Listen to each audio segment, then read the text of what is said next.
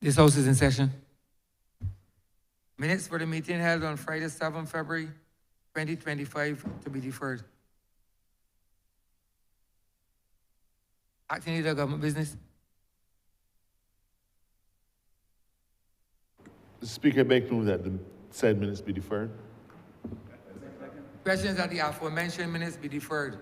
All those honourable members in favor, please say aye. Those against, please say no. We think the ayes have it.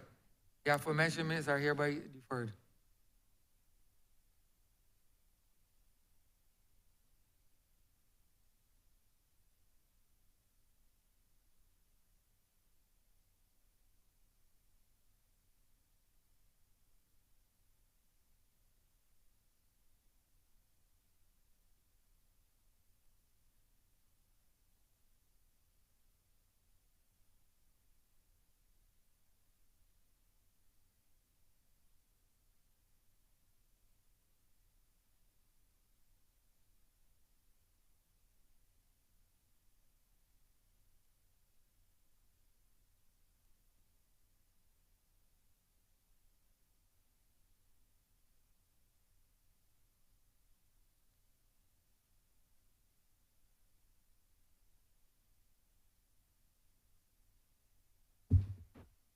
Mr. Speaker, I beg to move the suspension of Standing Orders 6, 16, 18, 20, 25, 43, and 44 for the remainder of the day's sitting. Questions that the aforementioned standing orders be suspended for the remainder of the day's sitting. All those honourable members in favor, please say aye. Aye. Those against, say no. We think the ayes have it.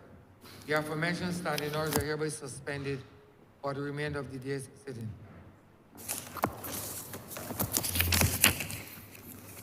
Government business? Government business is the order of the day. Order number 7, sir. Order number 7, in the name of the Honourable Senior Minister, who was responsible for planning and development. He's going to move the second reading of the Rural and Urban Development Commission Bill 2015. 2025, sir. Honourable Acting Prime Minister. Mr. Speaker, thank you very much for recognizing me to lead off and pilot through what will come to be seen as an extremely historic debate in this honourable chamber.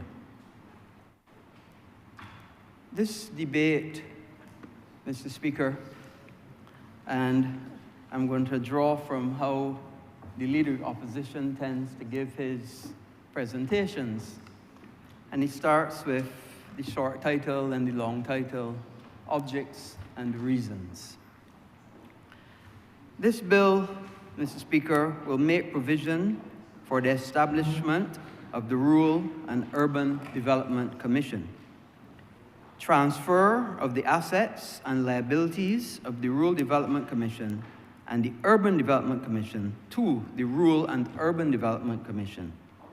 It will also repeal the Rural Development Commission Act 238 and the Urban Development Commission Act Cap 241 and all matters related to paragraphs A and B.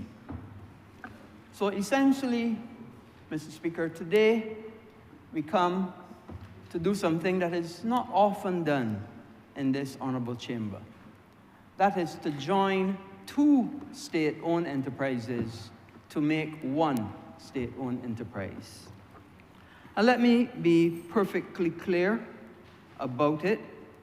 The Rural and Urban Development Commissions both have served the government of Barbados and, more importantly, the people of Barbados very, very well.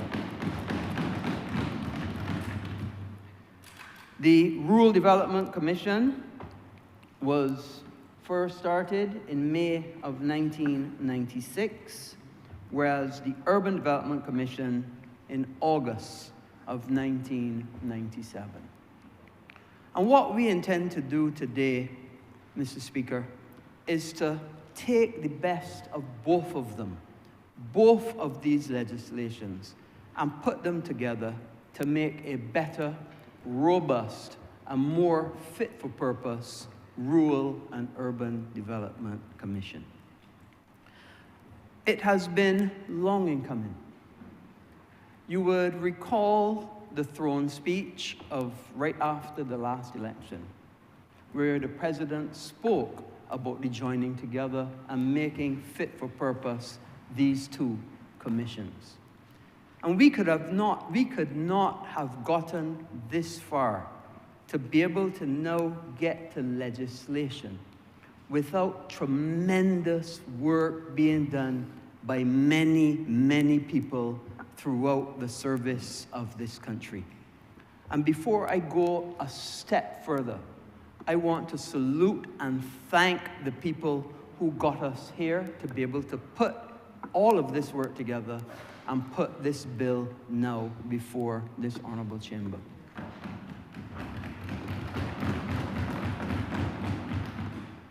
And it has to start, of course, with the two directors, the current two directors, both of Rural Development Commission and Urban Development Commission, because them, together with people from the Prime Minister's office, the PS, the DPS, and the consultant, as well as a change manager that we brought on to be able to assist in putting all of this together, have enabled us from several meetings with the Chief Parliamentary Council, several meetings understanding exactly what we wanted to achieve, how we wanted to put it together, how would the staff be treated, how would the accommodation be treated, how would the finances be treated, what would happen with the leases. All of these things had to be considered, even down to the space and how staff are housed within the corporations, the commissions. All of these things had to be considered to be able to put together what we now have to be able to come debate this and make a new Rural and Urban Development Commission that is fit for purpose. But why? Why are we doing this? Some people would argue that when we had a Rural Development Commission, the Rural Development Commission dealt a lot with agricultural development. Indeed, when it was first developed, it was developed to facilitate road improvement and lighting of streets in rural districts of Barbados. It was also developed to provide housing and ancillary services, including the installation of sanitary facilities in rural areas. But it also had provisions for assistance to small farmers, agricultural training and investment, purchasing of equipment and machinery, production and marketing of agricultural produce, development of cottage industries in rural districts, and of course, allocation of government lands for farming. A lot of it now is being done by the Ministry of Agriculture. A lot of that work is being done by the Ministry of Agriculture. And in addition, it was to allocate land under the control of government to persons desirous of farming. That was what the Rural Development Commission did. The Urban Development Commission, on the other hand, did something a little different. And I want, at this time, to salute the former Prime Minister of Barbados, the now late Owen Seymour Arthur, whose tremendous vision, and I want to say it again, whose tremendous vision was able to conceptualize the Rural Development Commission first, and then followed it by the Urban Development Commission to be able to transform, empower, and uplift the people of Barbados. And let me say, the Rural and Urban Development Commission have done a job well done to both of them. Over the decades, Mr. Speaker, over the decades, both of these commissions have assisted thousands of Barbadians, be it from housing, I know we'll go into the numbers later, housing, farming, access to repairs for their house, special projects, not to mention the numbers and numbers and numbers of small contractors that have benefited over the years and made themselves entrepreneurs, made themselves somebody in this country that we could look up to, that people could rely on, that could learn a trade and train others to be able to lift themselves up, all from the vision of one man who led this country in difficult times and was able to conceptualize the Rural Development Commission, and separately the Urban Development Commission. And those two commissions over the years have done yeoman service for Barbados. And we continue to salute them up to this day.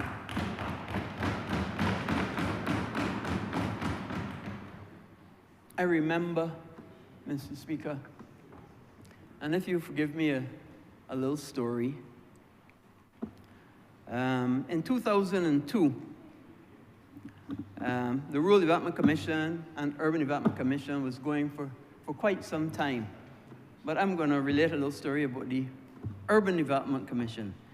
And I'm sure that you wouldn't be angry if I call his name. The then director was a Mr. O'Brien Trotman. And in fact, I can see in the gallery, you may not be able to see, but I can see a lady who is the current director, who at that time, she was a young lady, 20-something years ago. And I was deeply and strongly embroiled in a very contentious nomination. Those of you who remember history about politics in Barbados would remember that well. It was 2002. And a little birdie whispered in my ear that the then Prime Minister, Owen Seymour Arthur, was going to visit Christchurch West, the constituency that I was interested in being the candidate for. And that little birdie, who now actually has passed away, who was very, very close to me,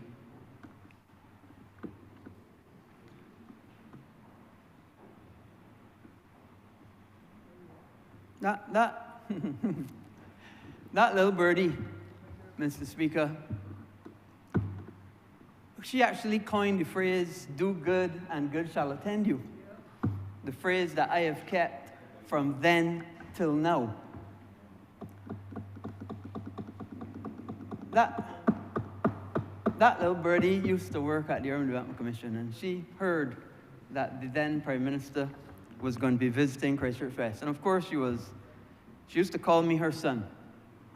She knew me as a child, and she lived on Dells Road. I grew up on Dighton Road, and she knew all my family, would have known all my grandmother from Dighton, everybody.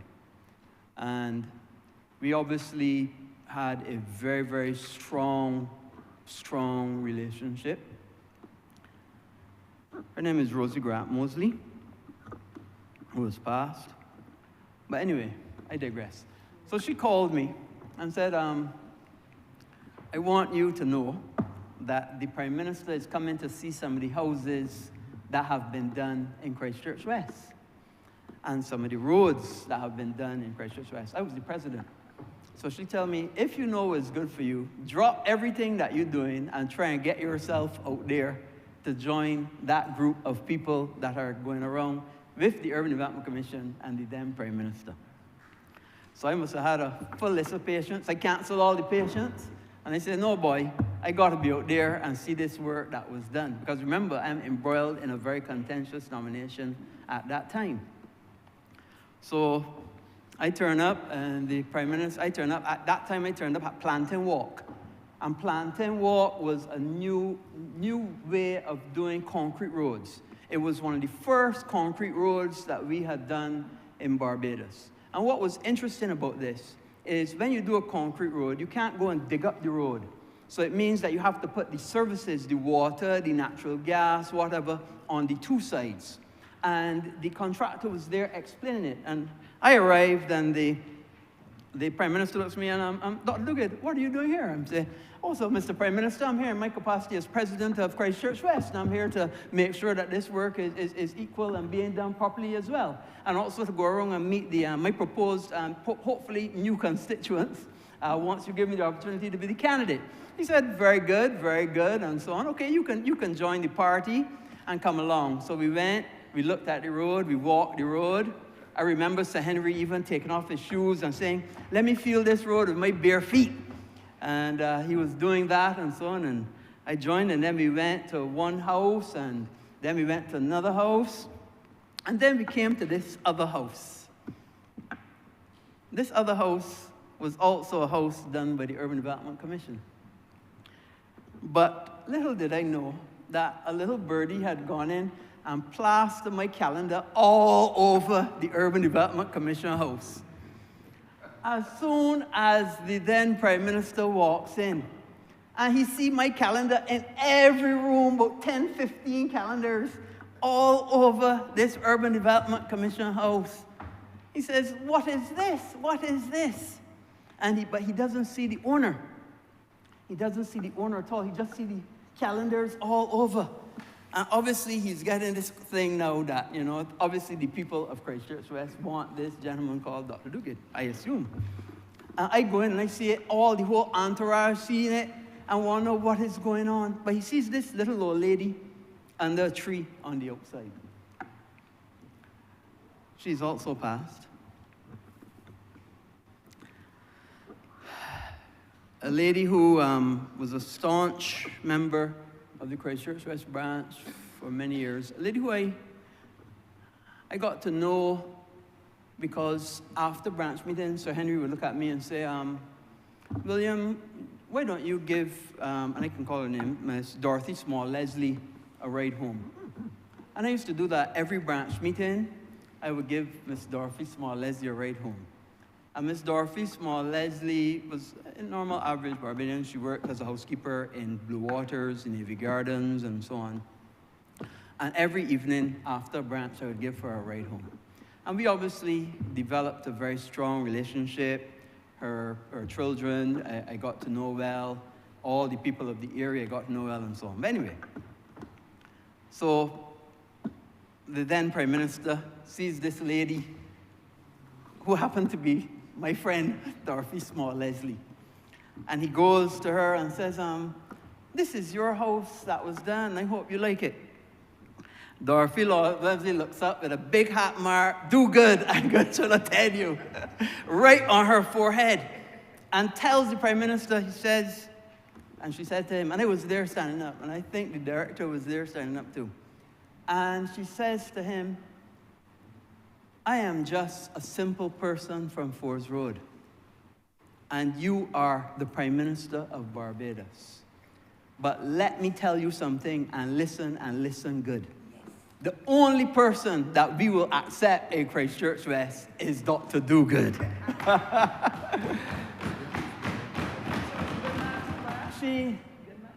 And I would not be blowing my trumpet and say she was not wrong and so on and so forth. But I would not be doing that. But needless to say, the Prime Minister obviously listened and listened well, because there was this question of whether a nomination would be called. Soon after that, of course, the tour came to an abrupt end, of course. But then soon after that, we did have an opportunity to go to nomination in Christchurch West. And I was happy for that, because that allowed me then the platform to be to where I am today. And you know, Mr. Speaker, we often say that in this life we stand on other people's shoulders. And I've stood on many, many people's shoulders. And I'm still standing on other people's shoulders even today. But you cannot achieve without having a strong group around you. And I think that is so, so important in this day and age. To have people around you who you trust, to have people around you who are capable, who are able, and who you know have your best interests and the best interests of the country at heart. And let me tell you, what the permanent secretary in the Prime Minister's office, and the consultant, and the DPS, and all of those have worked so hard to put together. I didn't have very much to do. They would report, show me what they have done, and said, yes, what do I do? Can I help? How can we change? What do we need to do to adjust? And we were able to work together, working in unison to get to where we are today. And I want to applaud them for yeoman service. And further, we were looking to have this completed a little later down, till the Prime Minister, and the current Prime Minister now says, nope, it must be done so that it can be included in the estimates book. And we had to upscale and fast track the work that we were doing, which meant even longer hours. Even more work had to be done to be able to get things put together. And this doesn't only include the legislation that we're doing today. It also included the unions, and having the unions sign off and get the terms and conditions, assess the terms and conditions, get the legislation, assess the legislation, get back comments from the legislation, adjust the legislation based on the comments from the unions, both unions, NUPW and Barbados Workers Union, and then do the same thing for terms and conditions, get them to sign off. Now, I must say, they have not completely signed off on all the terms and conditions, but they told me go ahead with the legislation, because as long as it does not disadvantage the workers and they have set forward what things that they want changed, we could go ahead with the legislation. So I have their blessings on that as well. Lots of moving parts. And as I said before, Mr. Speaker, it is very rare. I think only once or twice before, where two state-owned enterprises joined together to form one state-owned enterprise. So why are we streamlining? Why are we doing this mission today? So we have decided key reasons for the merger: streamlining of the operations and improved efficiency. What does that do? That eliminates duplication, because obviously you would imagine that they have officers doing the same thing in both commissions. Consolidating the functions and removes any redundant administrative processes and structures leading to cost savings. That's one. Better resource management. That's the second thing. So a unified structure ensures that funds and staff are utilized more efficiently across both the rural and urban development for all of their projects and all of their operations. Improved service of delivery. The Rural and Urban Development Commission, as one state-owned enterprise, can manage both initiatives more effectively, resulting in a better service position for our communities. And let me be clear, at the end of the day, the most important thing is how we deliver to our clients. That is why we are doing this. That is why the Rural and Urban Development Commission exists, to be able to deliver on time, on budget, to the clients as effectively and as efficiently as they possibly can. And how are we going to do it? We're going to do it by aligning operational goals. We're going to do it by reducing any overlap and by improving coordination throughout the new commission. The second thing is better coordination and integrated development.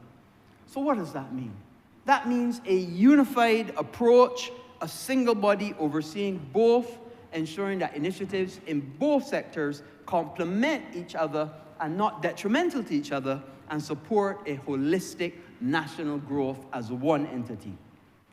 It also means that urban areas can access services from the rural areas, and rural communities can benefit from economic and infrastructural advances of urban centers, which had a difficulty before, because remember, urban and rural were separated geographically. And now, with this change, each can access from each other. And more importantly, an improved quality of life. What does that mean? Coordinating development efforts, enhancing infrastructure, food security, and bridge the economic and social gaps between the two communities. As we say in Barbados, we is we. So if we is we, let's join together and become we is we. And how do we do it? Fostering cross-sectional collaboration, designing projects together to address both the needs and joint infrastructure projects with shared economic goals.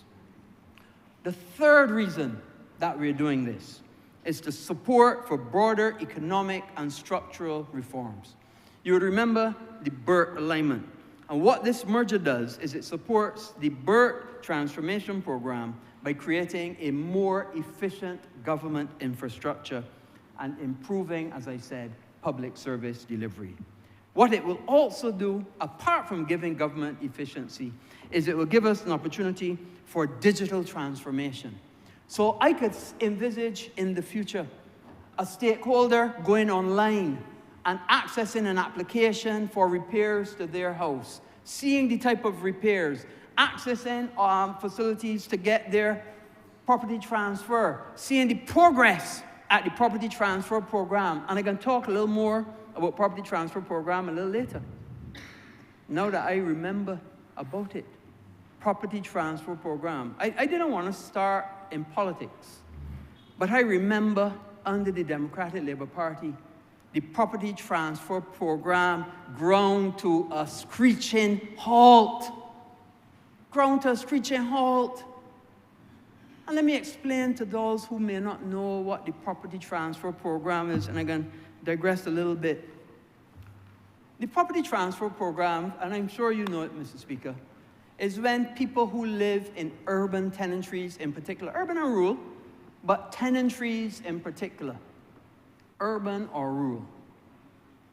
And the same Prime Minister recognized that the Tenantry Freehold Purchase Act, where tenants on agricultural lots were able to benefit from land at 10 cents a square foot. That was great. But there were still other tenants in tenantries who could not benefit because there were not plantation tenantries.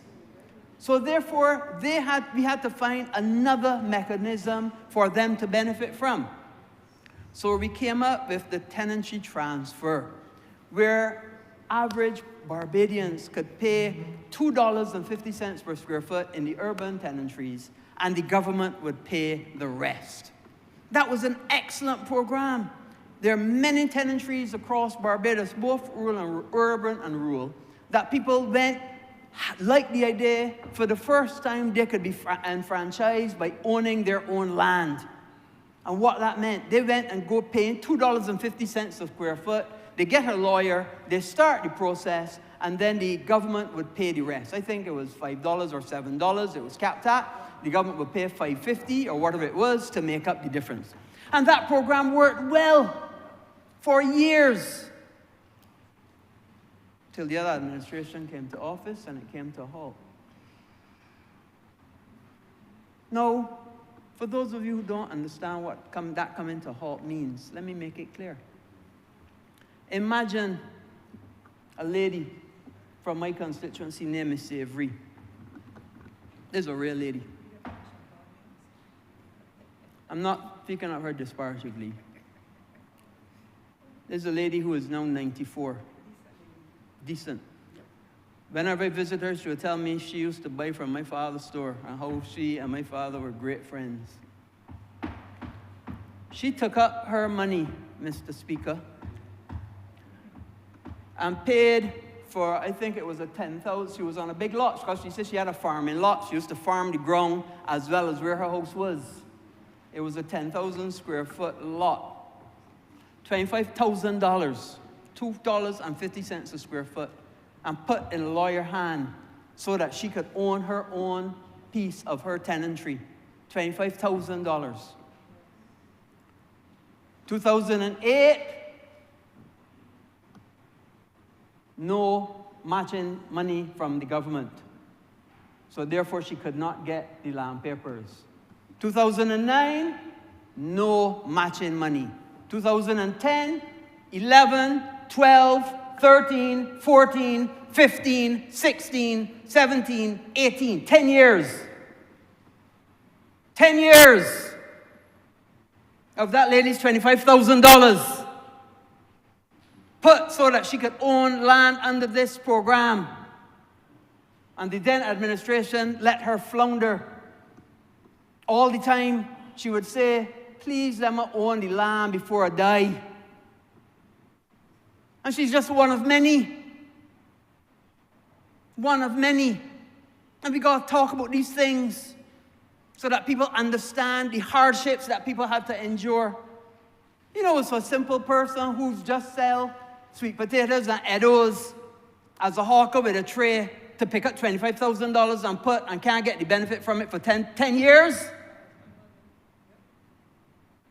These are the things that people of Barbados have to know and understand. Well, I am happy to say that the Barbados Labour Party reinstituted that program and have made payments for people who have paid money into getting their tenantry sorted out. And I visited and she's happy. Because she called and she would always say, you know, Kenneth would help me. That's my father. Kenneth, I know that Kenneth sung and do right by me. And of course, I was behind the director of Urban to make sure that her thing was sorted out as soon as funds become available. Because it's for people like Miss Savory that I do this job. And like all of us on this side do this job to help those who cannot help themselves, to be a voice for those people, to represent for those people. That's why I do it. That's why all on this side, as I look across, all the members, that's why we do the job, to make a better life for our people. The Honourable member else said he used to do it for the same reason too. I don't know if he still do it for the same reason. But I know he used to do it for the same reason. Trying to make a better life for our people. Trying to represent for those who can't represent for themselves. That's why we do it. That's why it's so important when we bring legislation like this to this honourable chamber. In addition, what this Rural and Urban Development Commission does is it gives an opportunity for economic growth. Rural areas provide essential resources, agricultural labor for urban industries, while urban areas offer markets, innovation, and technology to support rural enterprise. It offers an opportunity for social inclusion, bridging the gap between urban and rural living standards, promoting social equity and reducing regional inequalities, ensuring more inclusive development across the island. It also brings sustainability, Mr. Speaker. Urban areas can drive environmental sustainability through green technologies, while rural regions offer vital green spaces and resources for sustainable practices.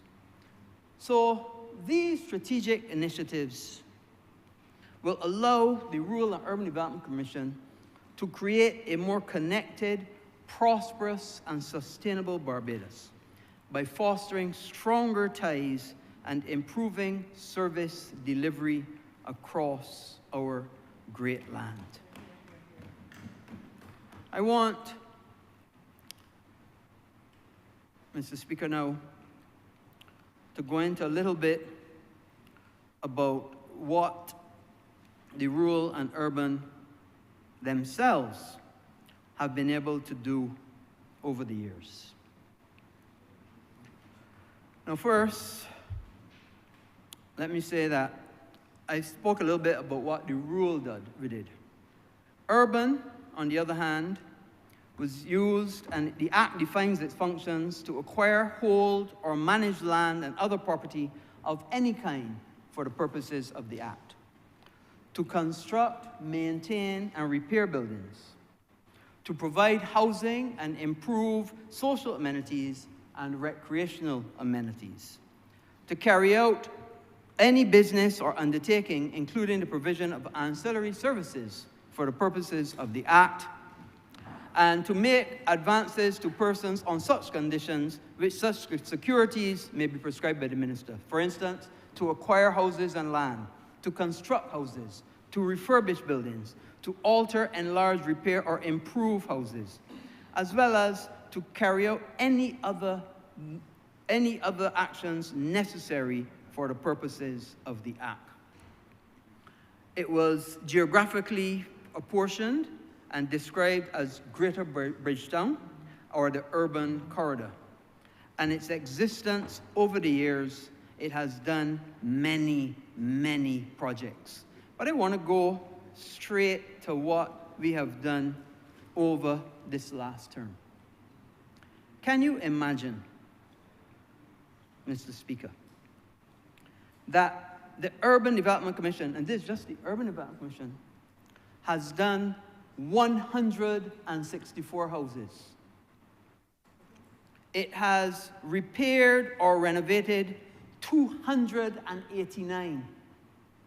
In addition to that, it has done 131 wells, 26 septic tanks, and it's done over 781 other types of ancillary services, be it ramps, other repairs, other installments, electrical, whatever it may be. And in addition to all of that, it was able to do a number of other projects across the country, not to mention Hurricane Elsa. And let me get into a little bit about Hurricane Elsa, Mr. Speaker. We did Tomas, but the big one was Freak Storm and Hurricane Elsa. I happened to be the Minister of Housing at the time. I don't know, poor me. I am the Minister of Housing at the time that they had the Freak Storm and then Hurricane Elsa. Hundreds and hundreds of houses that had to be rebuilt. I want to say publicly, where would we have been if the Urban and Rural Development Commission had not already existed to be able to help with the effort to repair houses from Hurricane Elsa? Where would we have been? It takes us back to the vision of Owen Seymour Arthur. Where would we have been? National Housing Corporation could not have done it on its own. They already had the structure of the contractors. They already had the structure of getting the materials to them, paying people, LPOs for materials for those who wanted materials, getting the contracts ready because contracts already existed for when we did the repairs or total rebuilds, having the legal services in place to deal with people with conveyances. All of this structure was existing when Hurricane Elsa struck. Where would we have been if that was not already in place? We would still be struggling today. And I want to say that vast majority, if not all, 90-something%, I believe 100% in rural and 95-96% in urban, all of the people who had damage from Hurricane Elsa have been resolved. Significant percentage number. Who they did not deal with, National Housing was able to deal with. And how many? New houses, and this is just UDC, 90 houses, complete new builds, 93 house repairs. And let me be clear, $10 million one way and $3.6 million the next. That's from urban point of view. Rural's point of view, on the other hand, let me get to it. Rural's point of view for the Hurricane Elsa. Where is it? Capital Works, Special Programs, Pit Eradication. Elsa. House repairs, 80. New houses, 133. $14 million in new houses, $4 million in house repairs under Hurricane Elsa, not to mention electrical, house completions, painting, pest control, ramps, utilities, all sorts of things. Freak Storm, another 26 houses and 9 house repairs. And then multiple people as well who just asked for materials and they helped themselves. Hundreds of people. You know, when we write the story of Urban and Rural Development Commission, it is a rich history of providing service to the people of Barbados. Service when they need it most. Service when they need it most. I remember visiting people that there was no roof, no siding. Some houses completely decimated down to just foundation. It was a difficult time. It was a very difficult time. But we were able to come together, pull our resources, and make an impact on people's lives. And that is separate from all the other work that the Commission does. So in addition to the work on Hurricane Elsa, in addition to pit eradication project, and which reminds me, they would have done 139 pit eradications. In addition to the transfer of title program that I spoke about, 114 of those were done. The Urban Development Commission don't stop there. You know what, in addition they do too? Special projects. So in addition to all the pit eradication, all the houses, all the house repairs, all the ramps, special projects on top of that too. And what does that mean? Fairchild Street redevelopment. As you go down Fairchild Street now and see those wonderful kiosks there that the people are enjoying opportunities to be entrepreneurs, to sell their sweet potatoes, the onions, the potatoes, the drinks, and so on, the made-up drinks, all those things. The butcher's block, so that people can be trained in how to carve meat, as well as the opportunities for them as well. All of that done as a special project by the Urban Development Commission. But they didn't stop there. Not only did they do that, but they did the Baxter's Road redevelopment. And this happened when it was under me as minister now. When we went in, changed up, cleaned up the car park, did the bathrooms, gives better lighting, better facilities for the fish fryers in Baxter's Road.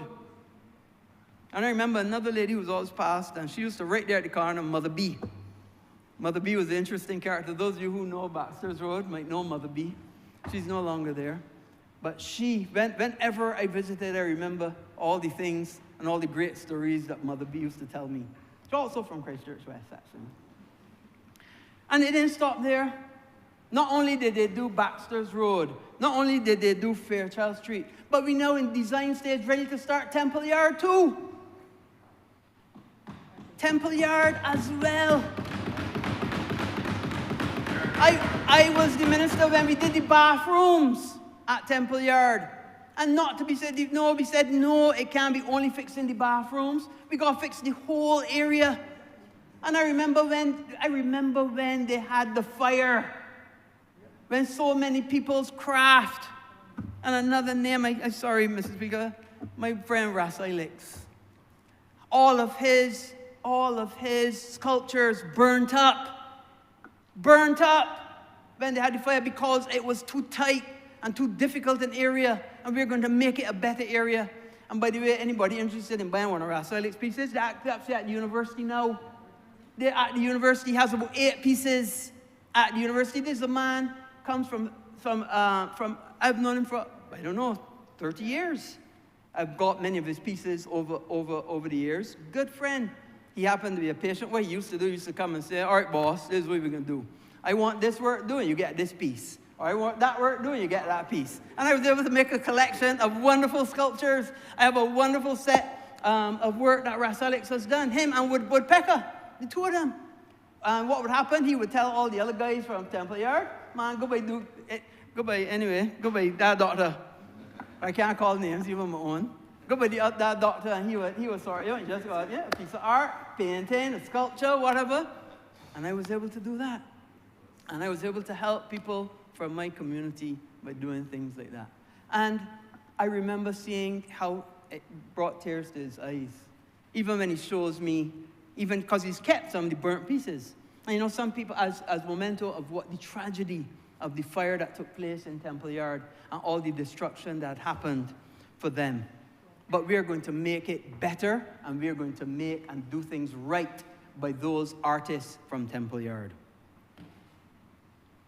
So, in addition to that, now, I know I painted a real rosy report of the Urban Development Commission.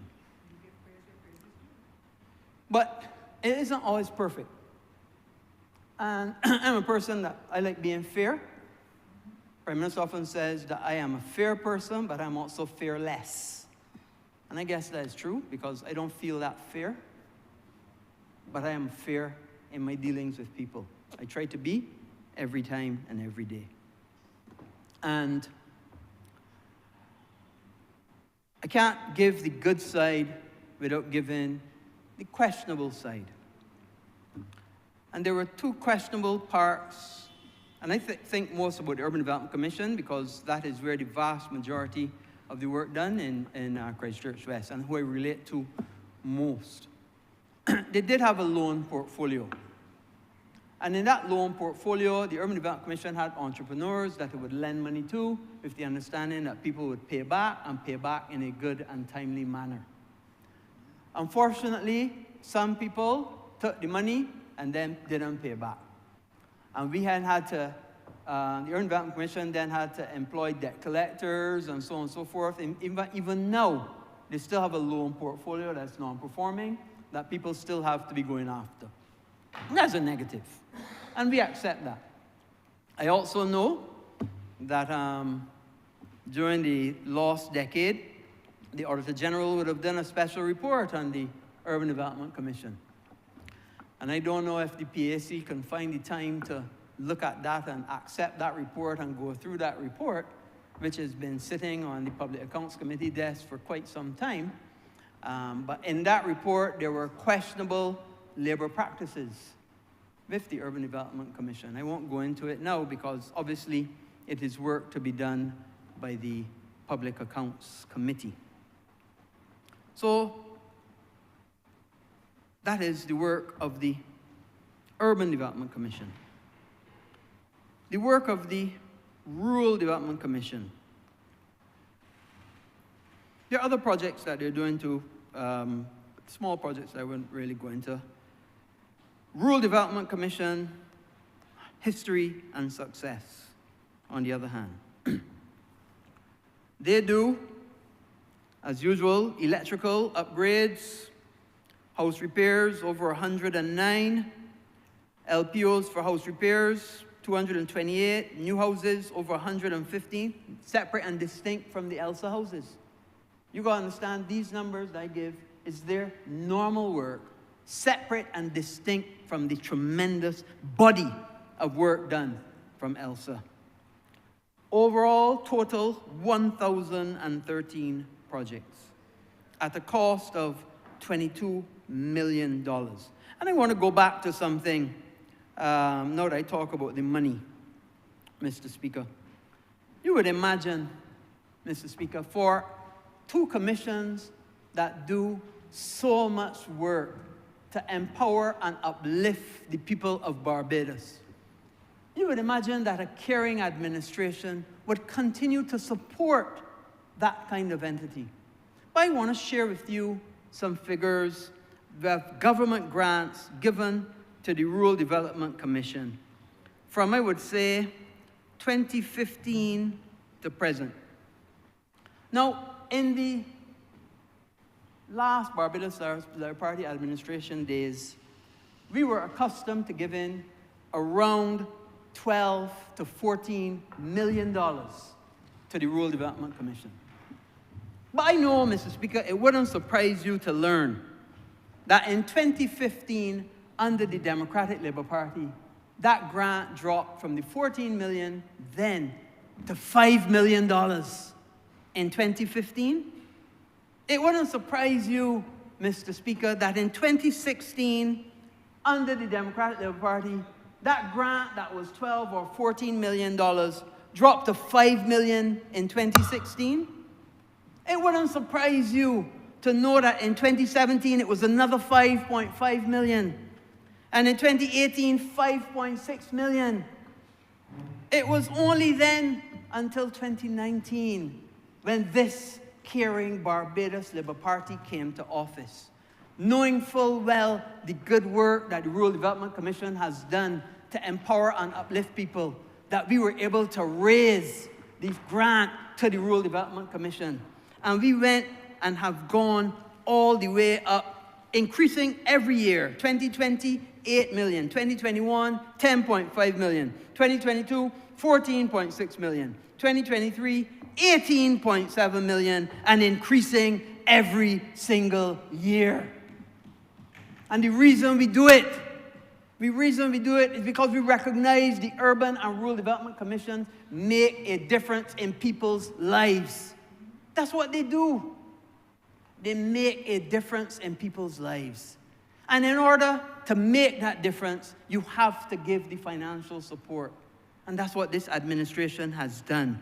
Every year, increasing so that financial support is there, so that more houses can be done, more wells can be done, more repairs can be done, more ramps can be done. There are people that can't help themselves get an opportunity. The only thing is we just can't get it done fast enough.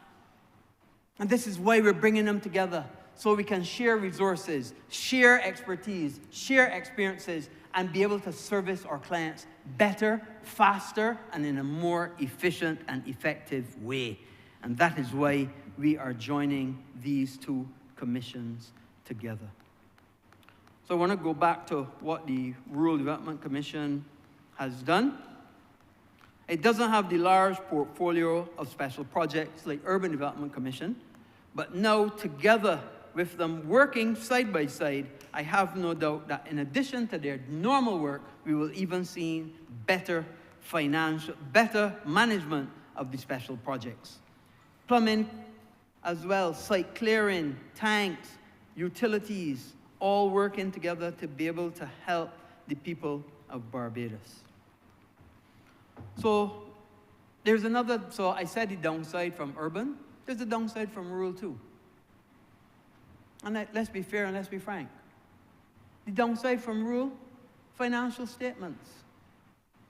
It's sad to say, but the previous administration was unable to get financial statements for the Rural Development Commission for years. For years.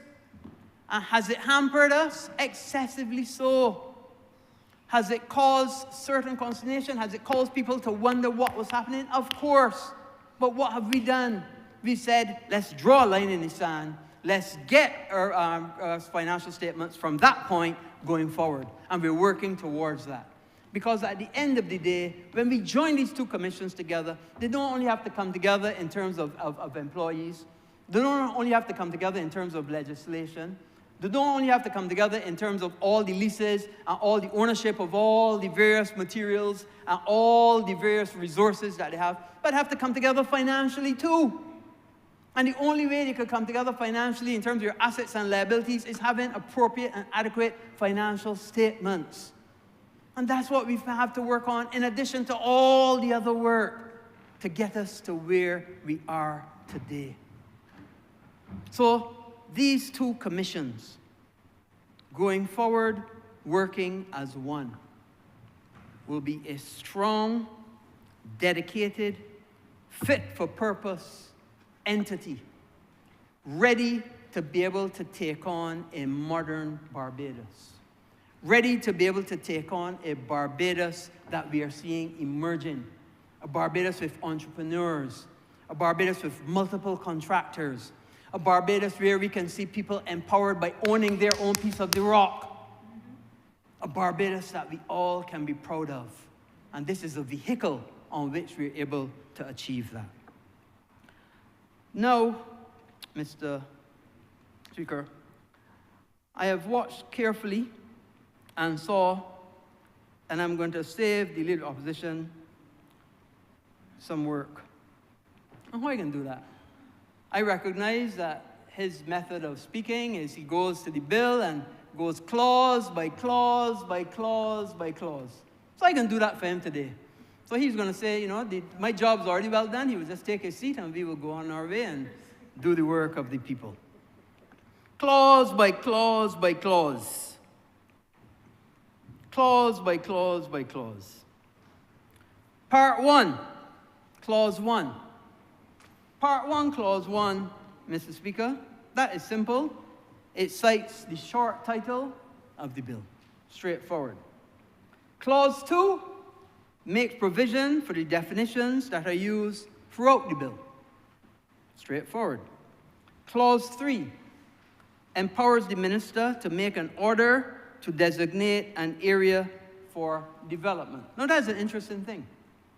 That comes as what was essentially in the Urban Development Commission.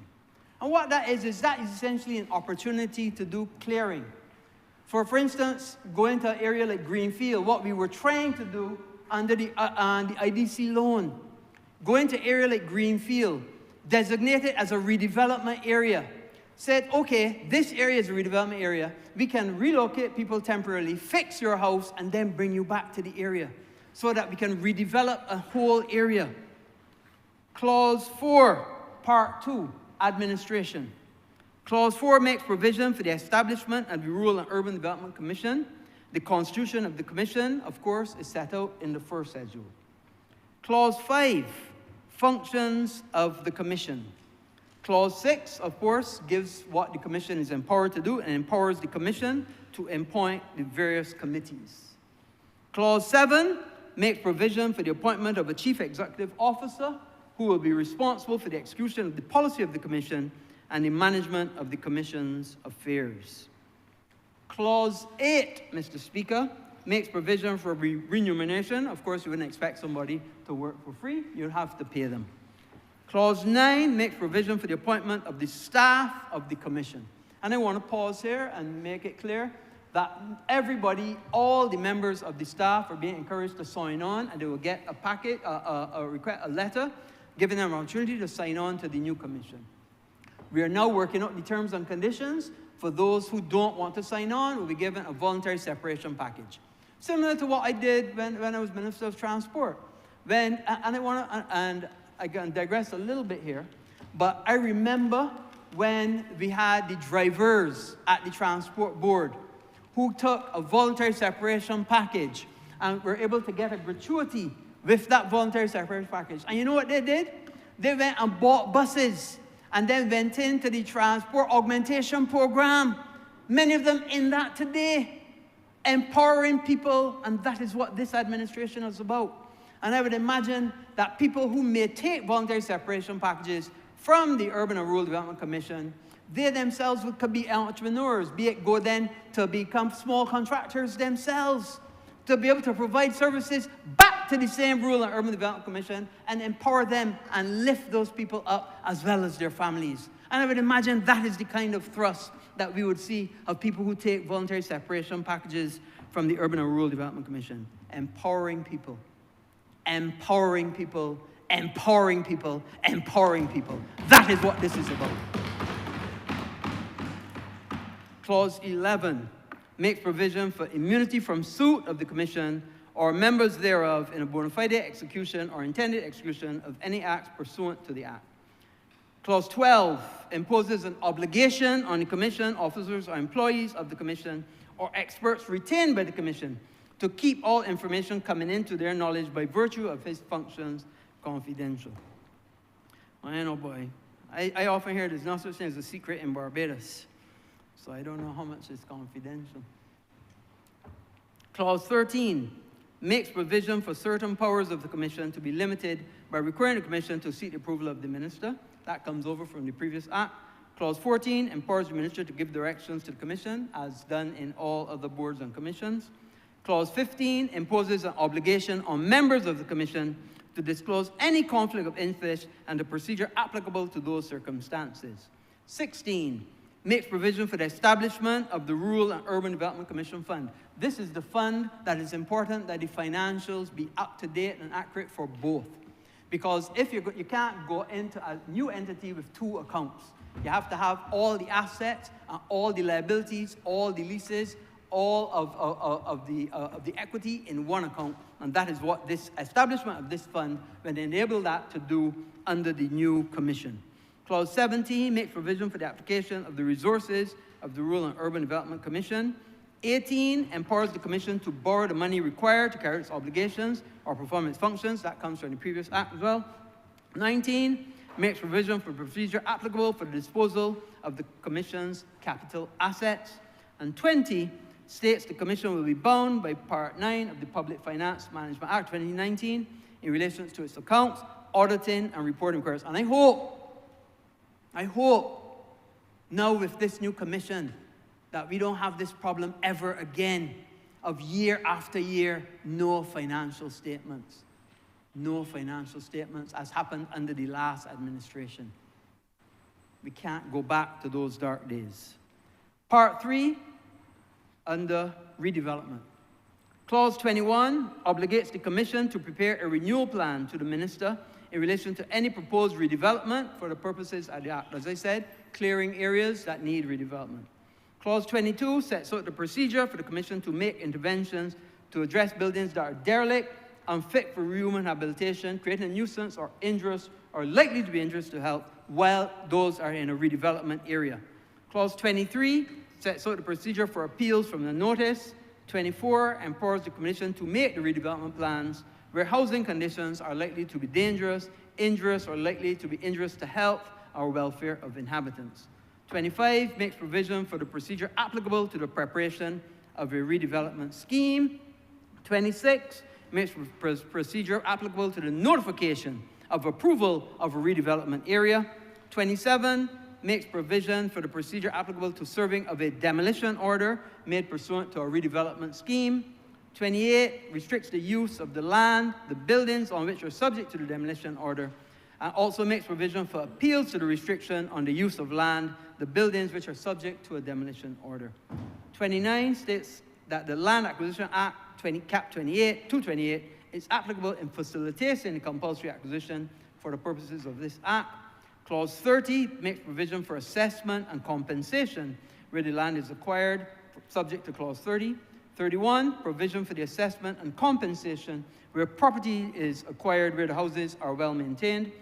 32, and this is interesting, empowers the Commission to pay a reasonable allowance to personas displaced due to areas being designated as redevelopment areas for the purposes of this Act. So nobody will be disadvantaged. And that's what we're doing. We can't be empowering on one side and disadvantaging on the other. So it has to be a balance. So therefore then we make sure that people will get an opportunity so they be disadvantaged by getting an allowance. 33, empowers the Minister, makes provision for the reasonable allowances for reasonable expenses incurred by an owner who opposes the redevelopment. 34, states that nothing in the Act will affect the functions conferred to the NHC of the Housing Act, Cap 226. Part 4, transfer and vesting of assets. Clause 35 makes provision for the obligations, benefits, liabilities, and assets of the RDC and the UDC to be transferred to Rural Urban Development Commission on the date of commencement of that. But that's standard. You can't have one entity, two coming together, and then they're having separate assets. So this gives an opportunity to join both together. Clause 36 states that the staff of the Rural Development Commission and the Urban Development Commission will become the staff of the Rural and Urban Development Commission on the date of the commencement of this Act. The staff will be employed on the terms and conditions, and we put it here in the law. In the law. Terms and conditions no less favorable than those to which he was entitled before the commencement of this Act. So we ain't only talking the talk, we are walking the walk as well to make sure in the law nobody is disadvantaged. 37, pension rights of the staff will not be affected, the transfer of their employment to the RUDC from the commencement. And Clause 38, Part 5, miscellaneous, empowers the Minister responsible for finance to charge fees for services performed by the Commission under the Act, and empowers the Commission, with the approval of the Minister, to make regulations generally for carrying out the provisions of the Act. Clause 40, provision reference to the second schedule, which contains the consequential amendments, which is standard. 41, provision to repeal the Rural and Urban Development Act and the Rural Development Act 238 and the Urban Development Act. And Clause 42, the Act will come into operation on a date to be fixed by proclamation. Mr. Speaker, this work that has been done by the Urban and Rural Development Commission, not only putting this together, but over the years all of the tremendous work done by both commissions and all of its employees over the years.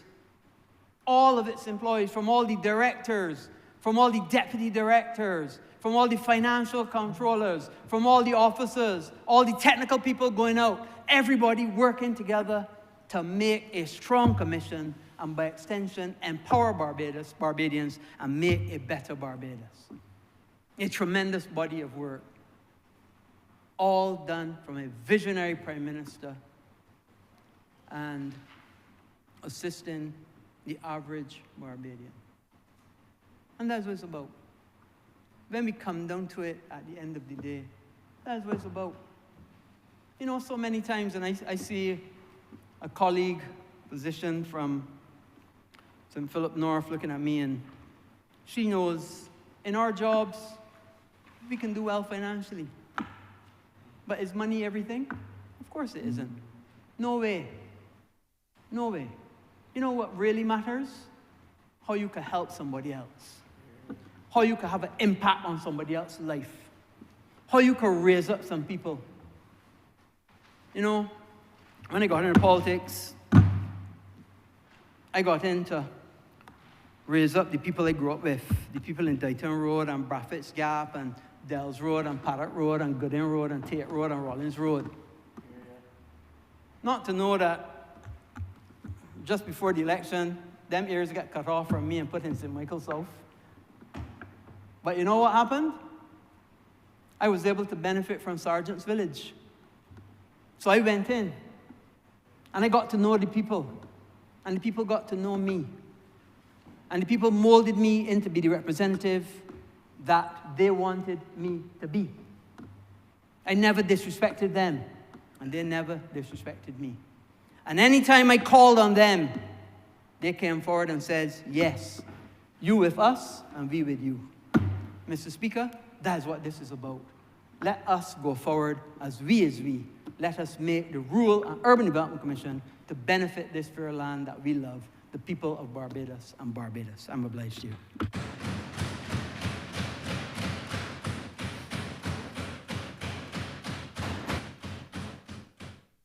Honourable Member for Christchurch South.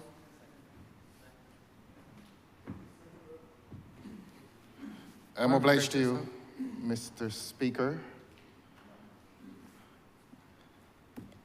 I came to this place this morning just as the Lord's Prayer was being said. And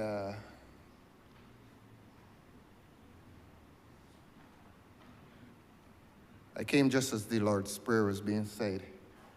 And then I was in time to hear you address the Honourable Member for Christchurch West as the Prime Minister acting.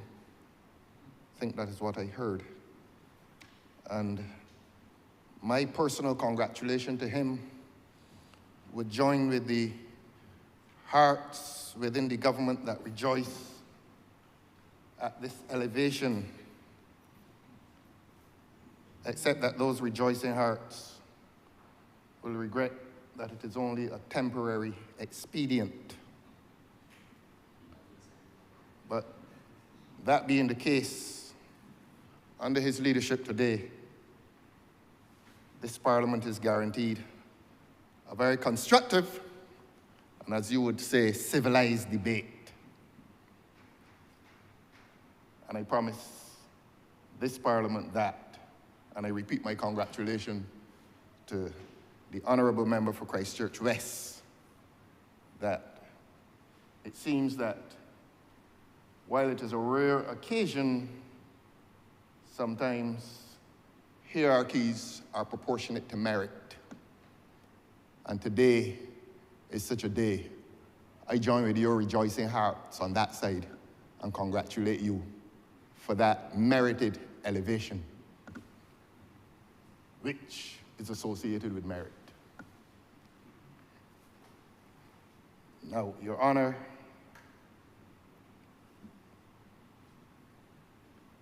the Honourable Member described this debate as historic. If I am not as generous as that. I would like to say it is exciting. Urban renewal is something that should really excite great interest in parliamentarians, because we represent people, and people live in houses, people live in communities. And anytime there's an opportunity for renewal and improvement in what is called the housing stock, that is an occasion for great excitement among parliamentarians. We like to see our constituencies looking better than they are at times. The honourable member asks the fundamental question, why are we doing this? And I remain grateful for the honourable member's answer to that question, why is the government doing this? And I record that the honourable member said that they're streamlining and improving efficiency. It involves better resource management and better coordination and support. And those are the noble objectives that one would expect when one is fusing two corporations into one. Because admittedly, one wonders why over the years there has been this separation between rural and urban. And I say this by way of illustration. My constituency, Christchurch South, a part of that, I discovered that a part of that constituency is assigned to rural, and the western portion of the constituency, which is contiguous to that of the honourable member for Christchurch West, is assigned to urban. And here it is, you had one constituency, which is entirely an urban constituency, finding assignment to these two separate bodies, one rural development and one urban development, so that there is some good sense in fusing the two. And as Barbados has developed this 166 square miles, I myself don't think that there is a need for two separate corporations. There's a sense in which rural Barbados has become urbanized. A part of that is a matter of some regret, because I still think that the country should retain the character of country, and town should retain the character of town. But we are so small that I believe that, to use the words of the honourable member for Christchurch West, you can streamline it into one corporation and have the different personnel in there assigned to the various parishes. Now, obviously a casualty of that would be the question of redundancies. And I smiled when the honourable member spoke of voluntary separation packages. And I was smiling because I was picturing a scene in which someone calls an employee and says, well, I want you to voluntarily separate, which is a contradiction, really. But there are persons who will, in this arrangement, and I hope it was not inspired by the IMF program. I really hope it was not, because I'm not going to digress, but future governments will need to bargain harder in these arrangements with the International Monetary Fund, and to try to preserve employment for people who have done well in these corporations. And listening to the Honourable Prime Minister acting, it appears as if the corporations have been well served by those employees. Now, in the event that some of them will leave, and they will have to leave, unfortunately, the Severance Pay Act, the Severance Payments Act will provide for them, and it is reassuring to hear the Honourable Prime Minister acting, what a pity, say that they will have the first option in terms of contracts awarded to redundant former employees. That is reassuring.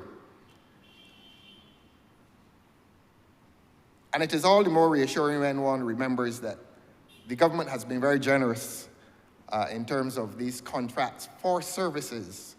And that is the legal term, but the public knows these contracts for services as consultants. And one would therefore commiserate with the former employees.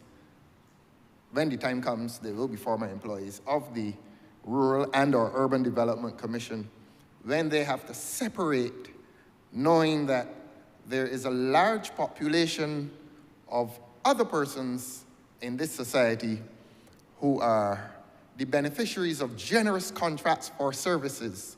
In other words, who have become consultants in spite of an IMF program. So I do commiserate with the employees who will have to depart, but I am assured, we are assured by the Prime Minister acting, that they will have first option to receive contracts for services. And we will urge, if not force, the government by way of constant reminder to give these severed persons, these terminated persons, first option. Mr. Speaker, on a point of elucidation, Yes. clearly the honourable member is trying to add and embellish to my speech, which think words I did not say. I said nothing about first option. I said I would imagine, and I just want to elucidate and be clear. I would imagine that those who have opted to take a voluntary separation package would go into things like offering construction services for the commissions, not that they were given first option. But I understand the politics of it, and I appreciate that the honourable member would want to make a mark and then want to hold us to it, but those are not my words. Yes. Yes. I accept the Point noted, Honourable. I accept the point of elucidation. The honourable member imagines. I am more optimistic. I am expecting that these persons would be given first option. They would be treated preferentially, especially since they are, as I said before, a number of fellow citizens who are the beneficiaries of rather generous contracts of employment and they're called consultants. Some of them, it is difficult to determine or to define what they do from day to day.